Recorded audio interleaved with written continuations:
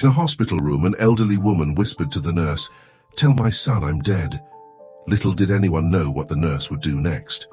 Meanwhile, in a small town, Michael stepped off the bus at the station with a worn backpack slung over his shoulder. His military boots clicked on the pavement as he walked toward the exit. Though he was a young man who had served his country during wartime, his physical appearance belied the strength he'd gained in battle. His eyes revealed a deep weariness, a stark contrast to the roar of traffic and the distant voices. As he walked through the town, the familiar faces of the townspeople greeted him, their friendly smiles and warm greetings piercing through the fog of his thoughts.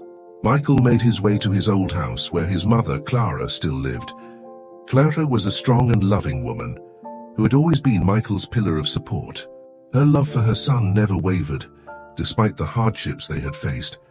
After a long day, Michael collapsed into bed, physically exhausted.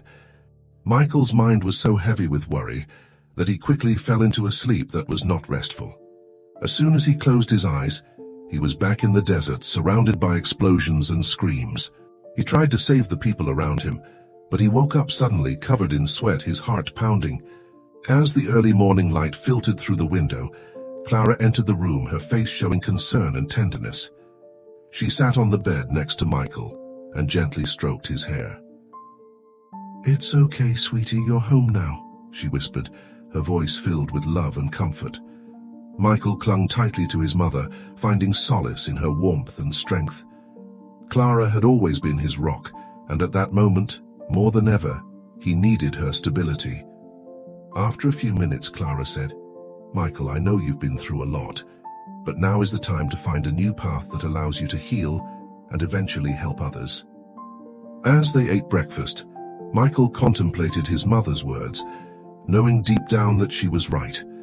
He had a greater purpose to fulfill, and he was determined to find it. "Clara and I discussed the possibilities of studying medicine. You know, there are many ways to keep fighting, but this time you can use your experience to save lives in a different way, right here at home. And hey, if you're up for it, I suggest you look me in the eye with hope. Even though you're still suspicious and haunted by your memories, maybe it's time to consider finding a new purpose that can help you overcome the horrors you've been through." So Michael couldn't sleep that night. He just kept staring at the ceiling and thinking about things. His mom's voice kept ringing in his head. When he woke up in the morning, he knew what he wanted to do. He went to the kitchen where Clara was making breakfast and told her, "Mom, I've made up my mind. I want to study medicine. I want to help people like you do." Clara smiled through her tears and gave him a big hug. She said, "I'm so proud of you, son. I know you're going to do great things." Michael's future was looking bright with his mom's support. He was ready to take on any challenges that came his way.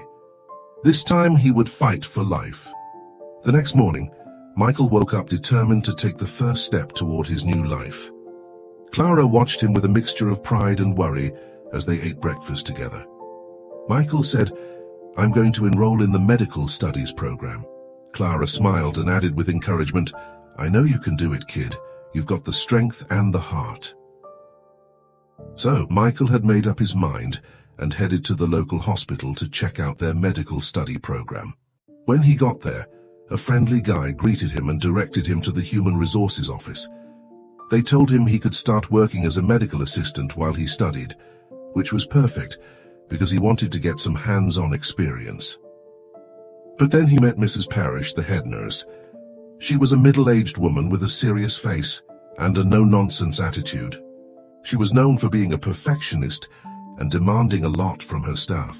When she saw Michael, she raised an eyebrow and asked, "So you're the new assistant?" Michael felt a little nervous and said, "Yes, ma'am. I'm Michael." Mrs. Parrish didn't waste any time and put him through a series of tests. From cleaning equipment to arranging medical supplies, Michael worked hard to meet her high expectations and prove himself. Every day was a challenge, but Michael was determined to show Mrs. Parrish that he was capable. So as Michael got used to his new gig, he realized there was room for improvement in his routine. He met Daisy at the hospital, even though Mrs. Parrish warned him off.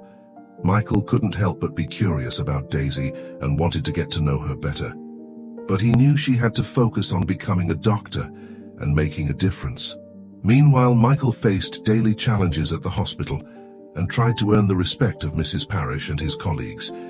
He knew it wouldn't be easy, but he was determined to overcome it. One day, after a particularly difficult shift, Michael was surprised when Mrs. Parrish gave him a positive comment. He thanked her and resolved to keep learning and improving. As time went on, Michael gradually gained the trust of his colleagues. Even though he was tired, he remained tough and dedicated. His efforts and dedication started to earn him more respect. So Michael got some advice from this dude named Michael, who told him not to waste his potential and keep grinding. These words really hit home with Michael. He knew his journey wasn't going to be a cakewalk, but he was determined to overcome every challenge that came his way. He sat down at a nearby table, ready to hit the books and review his goals. He was driven by a burning desire to succeed.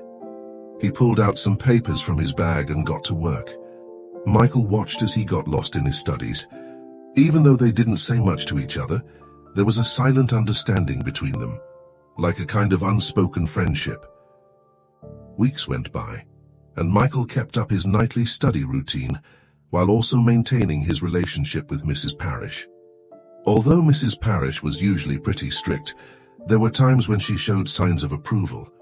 One night, while Michael was reviewing some notes at the library, which had become his go-to study spot, Mrs. Parrish approached him. She told him she was thinking of recommending him for a scholarship. Michael was thrilled and immediately offered to help out in any way he could. Dr. Gunther, recognizing the determination in Michael's eyes, gave him a few small but important tasks to help stabilize a patient. Michael assisted Dr. Gunther and the nurses in any way he could, eager to learn and contribute. So Michael goes back to the hospital, determined to find out more about Mrs. Peyton. He chats with the admin staff and learns that her full name is Maria Peyton, and that she's been living solo for years. The info about her family is a bit disturbing. She had a son named William, and it sounds like they had a long and rocky relationship. She told Michael this with a shaky voice. Michael sits down next to her and nods, showing that he understands. He lets her know that he's there to listen and take her time. The older woman closes her eyes for a moment, like she's trying to gather strength. She starts to talk about her son William and how he wasn't always like that.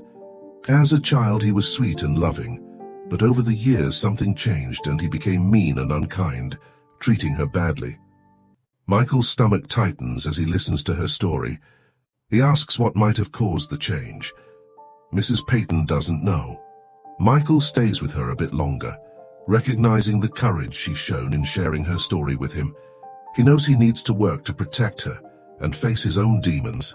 As Michael starts to regain memories of his own past that night, he remembers his mother, Clara's suffering at the hands of his biological father and the constant fear they lived in. Michael realizes that Mrs. Peyton's situation is a priority. He and the hospital team let the local authorities know, and they take steps to make sure that William can't get to his mom and abuse her. However, Michael knows that the emotional and psychological effects of the abuse won't go away easily. He's committed to giving her all the support she needs as she recovers.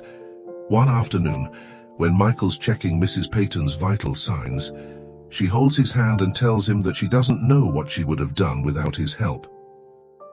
Chat using the same input language. The atmosphere in the hospital room became tense as Dr. Gunther and Mrs. Parrish approached Michael's bed.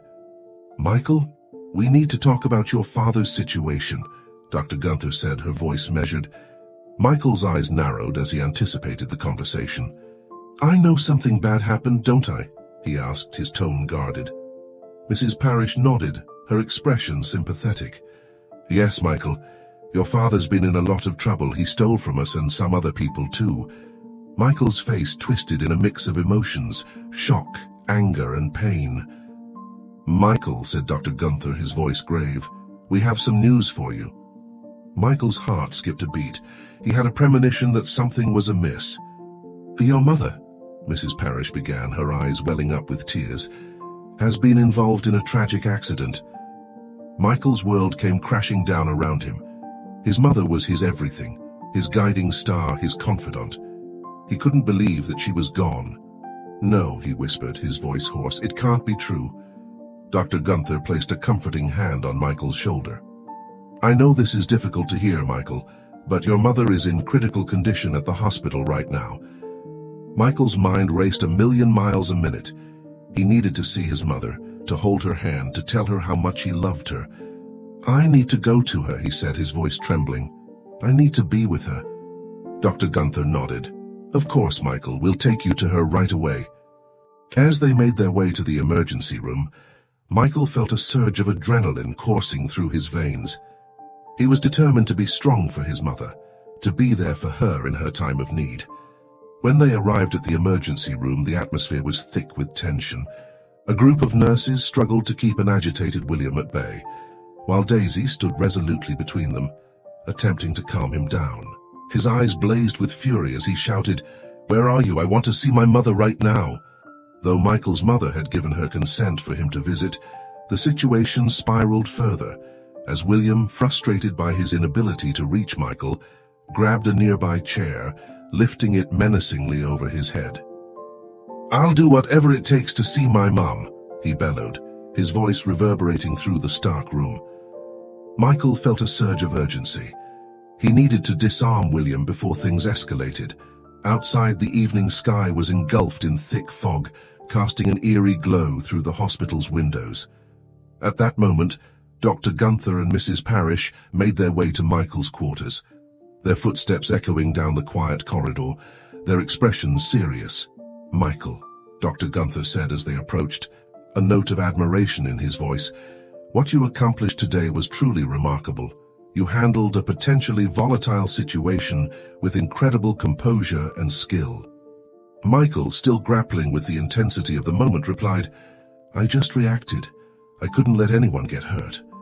Dr. Gunther nodded, his eyes reflecting understanding. "Your quick thinking not only protected those in the room, but also ensured that emotions didn't spiral out of control.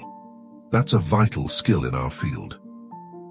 As the fog rolled in outside, cloaking the hospital in a quiet stillness, Michael felt the weight of the evening's events settle over him. It was a reminder that medicine was as much about managing people as it was about healing bodies.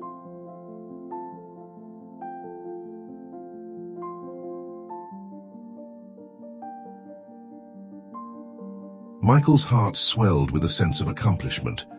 He had always aspired to remain calm and collected under immense pressure, and it gratified him immensely to know that his efforts had not gone unnoticed. Mrs. Parrish, who had been observing Michael closely, offered him a rare and genuine smile. Her approval meant the world to him, as he held her in the highest regard. Her smile conveyed her utmost admiration and respect for his capabilities.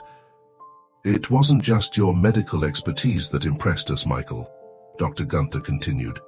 "It was your character and integrity that truly stood out. You exhibited compassion and empathy towards Mrs. Peeman, even in the midst of a chaotic and potentially dangerous situation." Michael felt a surge of warmth spread through him. He had always believed that a doctor's duty extended beyond providing medical care. It also encompassed caring for the emotional and psychological well-being of patients. "Thank you, Dr. Gunther." "Thank you, Mrs. Parrish," Michael replied, his voice laden with gratitude. "Your words mean a great deal to me. I will continue to strive to be the best doctor I can be, both in terms of my medical skills and my commitment to patient care." And with that, Dr. Gunther and Mrs. Parrish departed, leaving Michael to reflect on the day's events. He felt a renewed sense of purpose and determination, knowing that his efforts were valued and appreciated by his colleagues and patients alike. His commitment to providing exceptional medical care and compassion solidified in his heart, propelling him forward with an unwavering resolve. "Hey, you know that night when Clara was holding her hand, we were so glad to have you there. After your kind offer, Michael and Clara started planning for Mrs. Peyton to move in with them. The hospital staff put in a lot of effort to make sure the transfer went smoothly, and that the elderly woman had everything she needed to be comfortable and safe.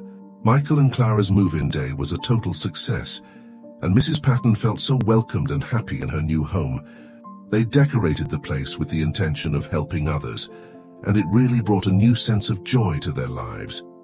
Michael felt more motivated than ever to continue his education and work at the hospital, knowing that he was surrounded by people who shared his passion for helping new family members not only find a place to live, but also feel at home. But besides all that, Michael, you and Mrs. Peyton really made me think about taking the next step with Annabelle. I took a moment to think about what my mother said. And yeah, I think Annabelle is pretty special, but I'm not sure if we're ready for that right now. There's a lot going on, you know? Clara just smiled and hugged me. She said, "Love always finds its way, boy. Don't rush things, but don't close yourself off either. Chances are Annabelle feels the same way about you." Time passed, and Michael and Annabelle's relationship grew stronger. Their love for each other deepened, and they couldn't imagine their lives without one another. One evening, Michael mustered the courage to express his feelings to Annabelle. In a heartfelt conversation, he revealed how much she meant to him and how he wanted to be with her forever. Annabelle's eyes sparkled with tears of joy as she confessed her own love for him. They shared a tender kiss, sealing their bond and promising to be together through thick and thin. Meanwhile, Michael's career aspirations were taking shape. Mrs. Parrish, recognizing his potential, recommended him for a prestigious scholarship program. The program offered Michael the opportunity to further his education and pursue his dream of becoming a doctor. With Annabelle's unwavering support and Mrs. Parrish's guidance, Michael embraced this challenge. In the days leading up to the scholarship interview, Michael felt a mix of excitement and nervousness. He knew that this opportunity could change his life, but he also wanted to make sure he was prepared. Annabelle stood by his side, providing encouragement and a calming presence. As the interview day arrived, Michael entered the room with confidence. He answered the questions thoughtfully and passionately, sharing his vision for the future and his commitment to making a difference in the world. The scholarship committee was impressed by Michael's dedication, intelligence, and compassion. After a few weeks of anxious waiting, Michael received the news he had been longing for. He had been awarded the scholarship. Overjoyed, he shared the news with Annabelle, Mrs. Parrish, and his family. They all celebrated his accomplishment, knowing that this was just the beginning of his extraordinary journey. Michael wasted no time in delving into his studies. He immersed himself in books, attended lectures, and spent countless hours in the hospital, gaining valuable experience and knowledge. Annabelle was always there for him, offering support, understanding, and love. Together, they faced challenges and celebrated triumphs, growing stronger and closer with each passing day. As Michael's medical career progressed, he became a respected doctor, renowned for his skill, dedication, and compassion. He worked tirelessly to help his patients and make a positive impact on their lives. Annabelle, now a successful businesswoman, continued to be Michael's unwavering partner, supporting him in his endeavors and sharing in his triumphs. Over the years, Michael and Annabelle started a beautiful family, welcoming 2 lovely children into their lives. Their home was filled with love, laughter, and warmth. They raised their children to be kind, compassionate, and hard-working, instilling in them the values that had been so important to them. Michael and Annabelle never forgot the challenges they had faced together. They remained grateful for the love and support they had received from Mrs. Parrish, Clara, and Daisy. They made sure to stay connected with them, cherishing the deep bonds that had formed over the years.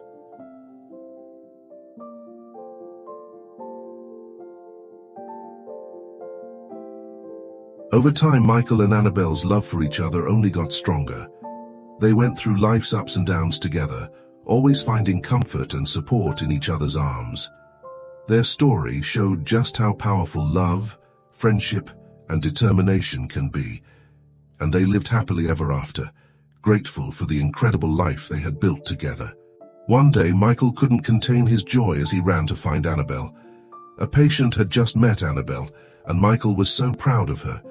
The news spread like wildfire through the hospital, and Mrs. Parrish gave Michael a big hug, saying, "I knew you'd do it, baby."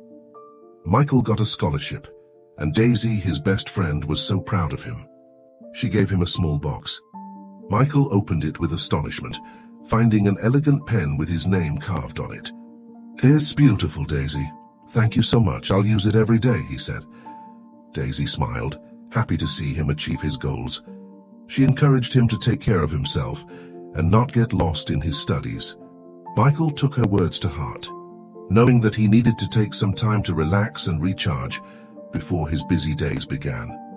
He started going for morning walks, enjoying the tranquility of the dawn. One Saturday, Michael and Annabelle decided to visit Mrs. Python, who had moved to a nursing home where she could receive excellent medical care and be surrounded by friends.